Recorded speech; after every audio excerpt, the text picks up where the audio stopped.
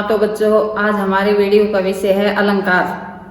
अलंकार किसे कहते हैं, कितने भेद होते हैं, कैसे पहचाने जाते हैं। पहला है अलंकार।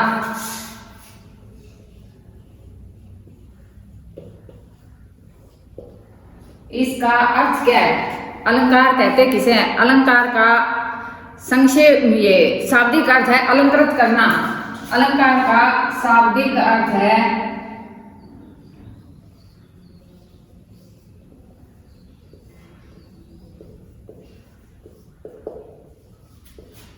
अलंकृत करना।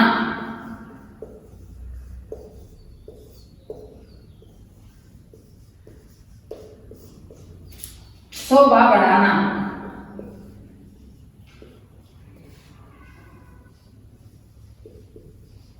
अलंकार का शाब्दिक अर्थ है अलंकृत करना, शोभा बढ़ाना। जिस प्रकार से नारी की शोभा आभूषणों से होती है, उसी प्रकार से कविता कामनी की शोभा अलंकारों से होती है। जैसे नग्न शरीर शोभा नहीं देता, उसी प्रकार अलंकारों से रहित कविता में चमत्कार उत्पन्न नहीं होता। अब हम अलंकार की डेफिनेशन बताते हैं। अलंकार किसे कहते हैं? काव्य में चमत्कार उत्पन्न करने वाले तत्वों को अलंकार कहते हैं। काव्य में चमत्कार उत्पन्न करने वाले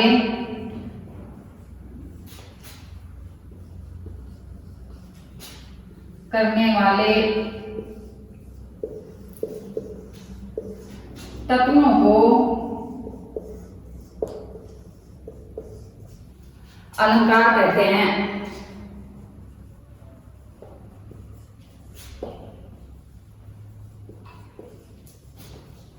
जैसे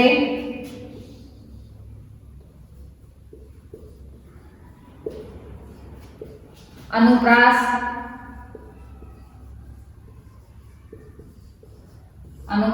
यमक, रूपक, अलंकार आदि।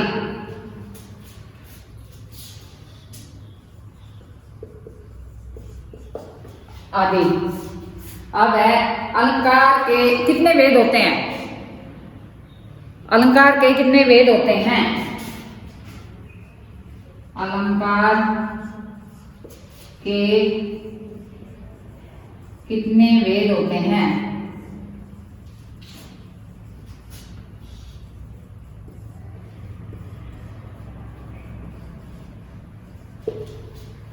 अलंकार के दो भेद होते हैं। नंबर 1 शब्द अलंकार, नंबर 2 अर्थ अलंकार। नंबर 1 शब्द अलंकार,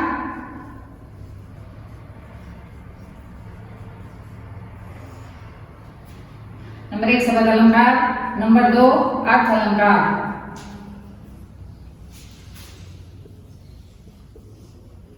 नंबर 1 शब्द अलंकार, नंबर 2 अर्थ अलंकार। अलंकार के दो भेद होते हैं। अब शब्द अलंकार किसे कहते हैं? शब्द अलंकार किसे कहते हैं? जहां शब्दों के कारण काव्य में चमत्कार उत्पन्न हो, उसे शब्द अलंकार कहते हैं। जहां पर शब्दों के कारण काव्य में चमत्कार उत्पन्न हो, उसे शब्द अलंकार कहते हैं।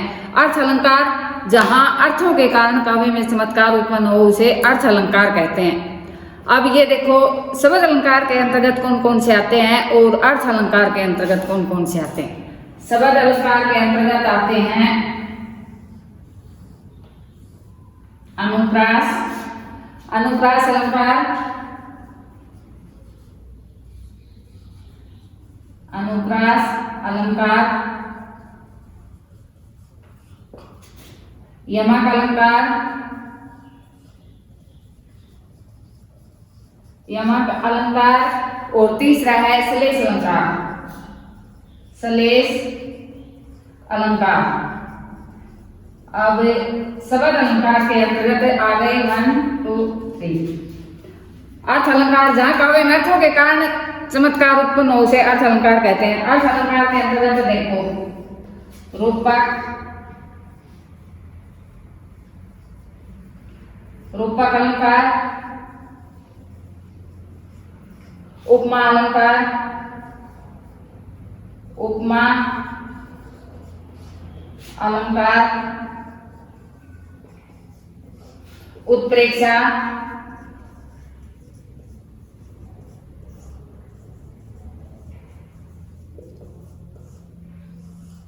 मानवीकरण,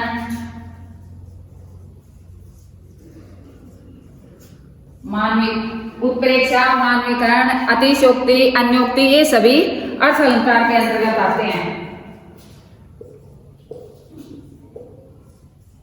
अतिशयोक्ति, अन्योक्ति, अन्योक्ति,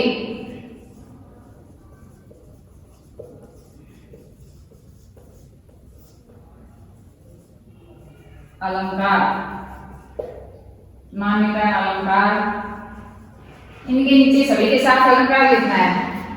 अब देखो भाई, शब्द अलंकार के अंतर्गत अनुप्रास अलंकार आता है। तो अनुप्रास अलंकार कहते किसे हैं? इसकी पहचान क्या है अनुप्रास अलंकार की? जहां व्यंजनों की बार बार आवृत्ति हो उसे अनुप्रास अलंकार कहते हैं। जहां पर व्यंजनों की बार बार आवृत्ति हो उसे अनुप्रास अलंकार कहते हैं। जैसे चारु चंद्र की चंचल किरणें, चारु चंद्र की चंचल किरणें खेल रही हैं जलथल में, खेल रही हैं जल थल में। चारु चंद्र की चंचल किरणें खेल रही हैं जलथल में। इसमें च की आवृत्ति के कारण अनुप्रास अलंकार है, क्योंकि इसमें च शब्द की बार बार आवृत्ति होती जा रही है। इसमें च व्यंजन है, इसकी आवृत्ति बार बार होती जा रही है। दूसरा, भगवान भक्तों की बुरी भीति भगाइए, भगाइए। इसमें भय व्यंजन की बार बार आवृत्ति है। भय की बार बार आवृत्ति के कारण काव्य में चमत्कार उत्पन्न हो रहा है, इसलिए यहाँ अनुप्रास अलंकार है। इसी प्रकार कुल कदम की डारन, जो खग हो तो करो बसेरो कुल कदम की डारन। इसमें क की आवृत्ति के कारण अनुप्रास अलंकार है। दूसरा देखो, यमक अलंकार। यमक अलंकार किसे कहते हैं?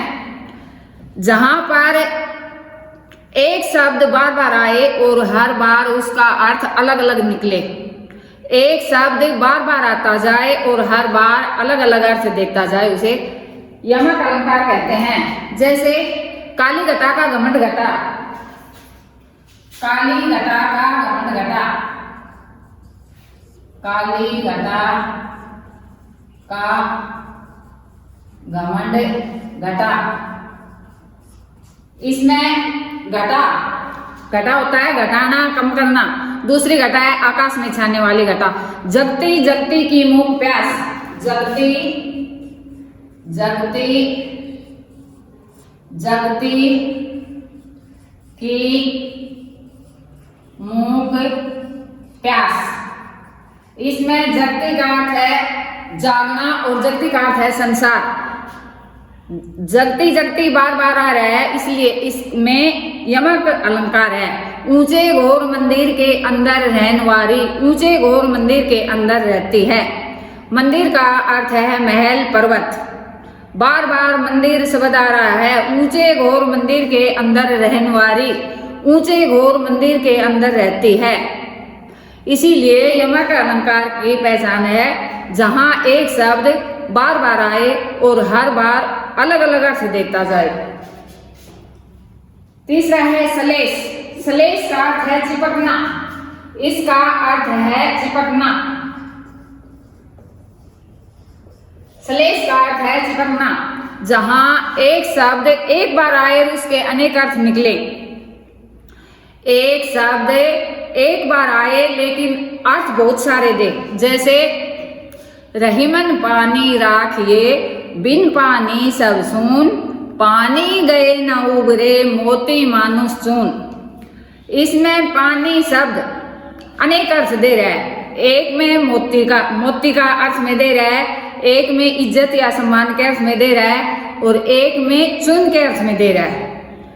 शब्द एक है पानी, लेकिन इसके अर्थ अनेक हैं। दूसरा है गरीब के नसीब में कहाँ है सोना। गरीब के नसीब में कहाँ है सोना। आगे देखो, वे हलधर के वीर, हलधर हल को धारण करने वाला। दूसरा है हलधर श्री कृष्ण। यहाँ पर ये श्लेषण का रूपक देखो, रूपक का अर्थ है उपमेय में उपमान का आरोप पाया जाए। रूपक का प्रयोग नाटक में होता है। यहाँ उपमेय में उपमान का अभेद पाया जाए या आरोप पाया जाए। रूपक अलंकार अभेद पाया जाए या आरोप। रूपक अलंकार में उपमेय क्या होता है और उपमान क्या होता है। जिसकी तुलना की जाती है उसको कहते हैं जिसकी की जाए उपमेय, और उपमान जिससे की जाए। अब उपमेय की उपमान में अभेद पाया जाता है, उपमेय का उपमान में अभेद पाया जाता है, उसे कहते हैं रूपक अलंकार। रूपक अलंकार का प्रयोग नाटक के अंदर किया जाता है। इसमें एक व्यक्ति को दूसरा व्यक्ति मान लिया जाता है। जैसे रामलीला के अंदर तुम्हें देखा है, कोई रावण का अभिनय करता है, कोई राम का, कोई सीता का। वास्तव में ऊपर से उतर के आए हुए है तो है नहीं। ये एक व्यक्ति को दूसरा व्यक्ति मान लिया जाता है। जैसे चरण कमल बंदो हरि राय, चरण कमल बंदो हरि राय। मैया मैं तो चंद्र खिलौना ले हो, खिलौने पर चांद का रूप है। मैया मैं तो चंद्र खिलौना ले हो, खिलौने पर चांद का आरोप होने के कारण रूपक अलंकार है।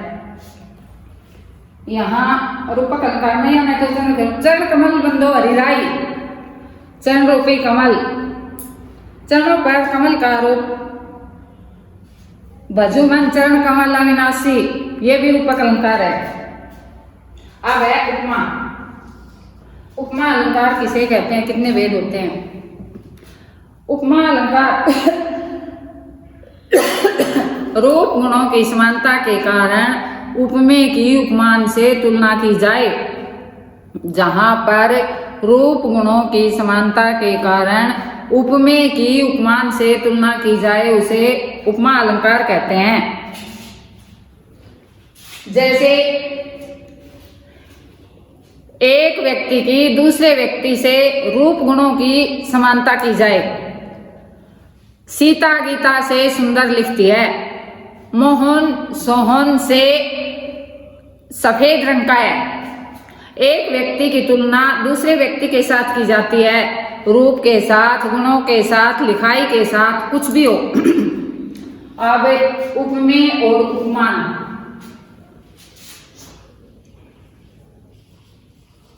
उपमेय उपमान से और की आएगी। उपमान में जिसकी, जिस की और जिससे, जिससे, जिसकी और जिससे। उपमेय है जिससे तुलना की जाती है, उपमेय होता है जिसकी तुलना की जाती है। और विशेषण और विशेष से, विशेषण और विशेष से, विशेषण और विशेष से, विशेष से। विशेषण संज्ञा सर्वनाम के विशेषता बताने वाले शब्दों को विशेषण कहते हैं। विशेषण जिसकी विशेषता बताई जाए उसे विशेष से कहते हैं। अब इसके उपमा अलंकार बता रहे थे। उपमा अलंकार रूप गुणों की समानता के कारण उपमेय की उपमान से तुलना की जाए। जैसे उसका हृदय नवनीत सा कोमल है। नवनीत, उसकी तुलना नवनीत से की गई है। उसका हृदय नवनीत सा कोमल है। देखो यह वृंद से शिशु वृंद कैसे सो रहे हैं। शिशु होता है छोटा, वृंद होते हैं फूल। छोटे बच्चे की तुलना फूल से की जा रही है। देखो यह नदियां जिसकी यश धारा सी बहती हैं अब भी निशिवासर। नदियां जिसकी यश धारा सी बहती हैं अब भी निशिवासर। और इसकी वही मोटी पहचान यह है सा से सी। ये शब्द देख लेना, सा से, सी, ये शब्द मिलेंगे उपमा अलंकार में, क्योंकि सा एक निर्वासित का उत्साह। नदियां जिसकी यश धारा, सी आ गया। देखो सी के कारण अगर वैसे याद नहीं है तुम्हारे तो सी देखो और उपमा अलंकार लिखो।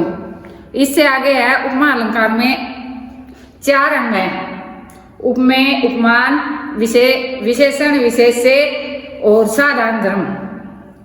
अब देखो उपमेय की इसके पहले बता सकती हूँ, जिसे तुलना की जाए, जिसकी की जाए, सर्वनाम विशेषता बताने वाले शब्दों को विशेषण कहते हैं, और विशेष्य जिसकी विशेषता बताई जाए वह विशेषण है। इसके उपमा के 2 भेद होते हैं, पूर्ण उपमा, लुप्त उपमा।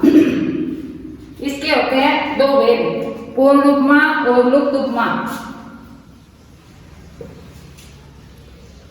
पूर्ण उपमा, लुप्त उपमा।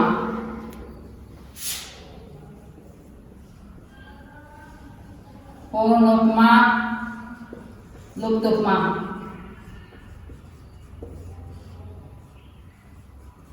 एक और 2 इसके भेद होते हैं उपमा अलंकार के 2, पूर्ण उपमा, लुप्त उपमा। जिसमें ये चारों अंग विद्यमान हो उसको कहते हैं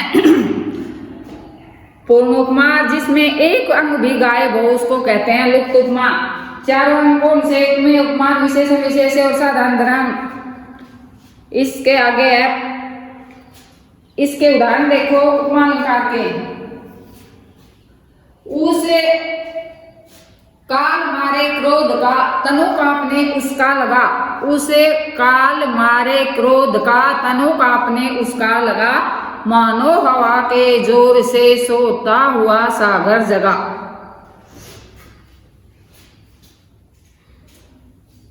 ये उस काल मारे क्रोध के, तनु कांपने उसका लगा, मानो हवा के जोर से सोता हुआ सागर जगा। ये है उसका उत्प्रेक्षा का उदाहरण। और इसका देखो उपमा का, पीपर पात सरिस मंडोला। मेरा मन पीपल के पत्ते के समान डोल रहा है। पीपर पात सरिस मंडोला, मेरा मन पीपल के पत्ते के समान डोल रहा है। पीपर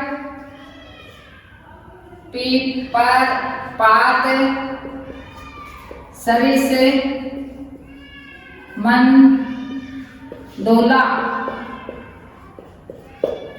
पीपर पात सरिस मंडोला, ये है वाचक शब्द और ये है साधारण धर्म, ये है उपमेय, ये है उपमान। इसमें एक वाक्य में सारे अंग विद्यमान हैं। एक वाक्य के अंदर, अब उपमा का एक बार दोबारा देख लो, जहां रूप गुणों की समानता के कारण उपमेय से उपमान की तुलना की जाए उसे उपमा अलंकार कहते हैं। उपमा अलंकार के 2 भेद होते हैं, पूर्ण उपमा, लुप्त उपमा। जिसमें चारों अंग विद्यमान होते हैं उसको कहते हैं पूर्ण उपमा, और जिसमें एक भी अंग गायब होता है उसको कहते हैं लुप्त उपमा। इसके 4 अंग होते हैं, उपमेय, उपमान, विशेषण, विशेष्य, साधारण धर्म। आगे जैसे पीपर पात सरिस मंडोला, मेरा मन पीपल के पत्ते के समान डोल रहा है। उत्प्रेक्षा अलंकार, जहां उपमेय में उपमान की संभावना पाई जाए। उत्प्रेक्षा, जहां उपमेय में उपमान की संभावना पाई जाए उसे उत्प्रेक्षा अलंकार कहते हैं। जैसे उस काल मारे क्रोध के, तनु कांपने उसका लगा, मानो हवा के जोर से सोता हुआ सागर जगा। इसमें यह बताया गया है कि उसको इतना क्रोध आया कि जैसे सोता हुआ सागर जाग पड़ा। इससे आगे है मानवीकरण अलंकार। मानवीकरण अलंकार का अर्थ है जहां जड़ प्रकृति को, निर्जीव को सजीव मान लिया जाए। जहां निर्जीव को सजीव मान लिया जाए, ये मोटी पहचान है। अब इसकी परिभाषा सुनो।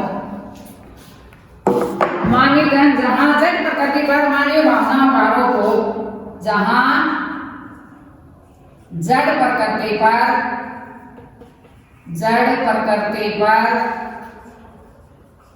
मानवीय भावनाओं का आरोप हो। मानवीय भावनाओं का आरोप हो, उसे उसे मानवीकरण अलंकार कहते हैं। मानवीकरण अलंकार कहते हैं।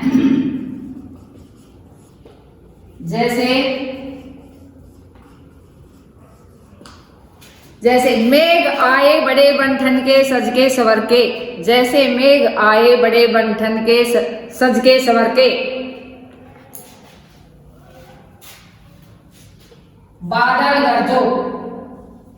बादल गरजो। मेघ आए। मेघ आए बड़े बंठन के। यह है मानवीकरण का उदाहरण। मानवीकरण अलंकार है ये। बादल गरजो मेघ आए बड़े बंठन के।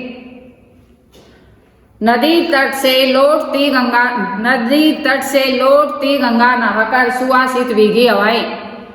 ये भी है इसी का उदाहरण। नदी तट से लौटती गंगा नहाकर सुवासित भीगी हवाएं मानवीकरण का उदाहरण है। आगे है अतिशयोक्ति अलंकार। ये दो शब्दों के मेल से बना है। अति प्लस उक्ति। अति प्लस उक्ति। अतिशयोक्ति दो शब्दों के मेल से बना है। अति प्लस उक्ति।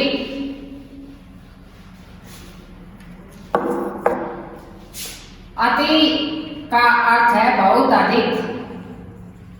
बहुत अधिक। और प्लस उक्ति इसका अर्थ है कहना। क्या है? कहना। अति का अर्थ है बहुत अधिक। उक्ति का अर्थ है कहना। जहां बात को इतना बढ़ा चढ़ाकर कहा जाए कि मर्यादा का उल्लंघन कर जाए। जहां पर बात को इतना बढ़ा चढ़ाकर कहा जाए कि मर्यादा का उल्लंघन कर जाए उसे अतिशयोक्ति अलंकार कहते हैं। जैसे देख लो साकेत नगरी यही स्वर्ग से मिलने गगन में जा रही है। देख लो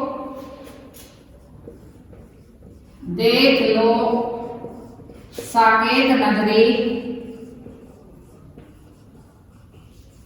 यही स्वर्ग से मिलने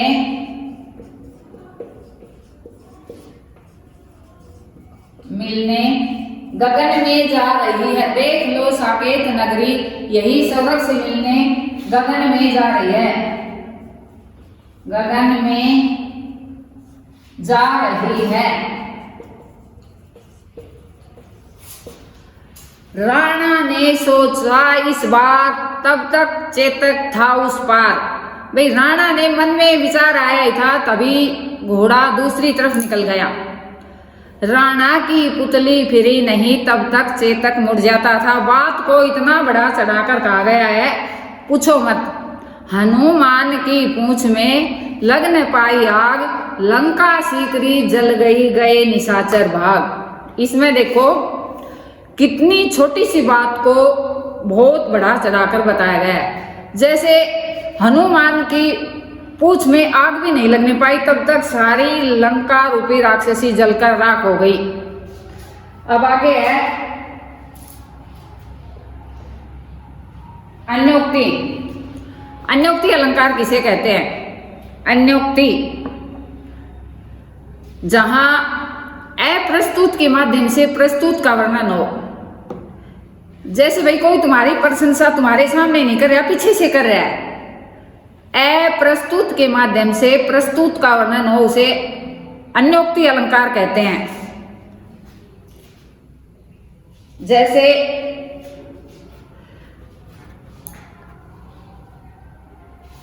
रहीमन वे दिन बीत गए गई सुबीत बहार अब अली रही गुलाब में अपत कटीली डार। अरे इसमें भी भाई अप्रस्तुत के माध्यम से बताया गया है कि भोरा वे बसंत के दिन चले गए हैं जब तू मस्ती से मस्त रहता था। अब तेरे इस कमल के फूल के अंदर सिर्फ कांटेदार झाड़ियां रह गई है। सब कुछ इसकी जवानी जा चुकी है। इसमें अप्रस्तुत के माध्यम से प्रस्तुत का वर्णन है वहां अन्योक्ति अलंकार होता है।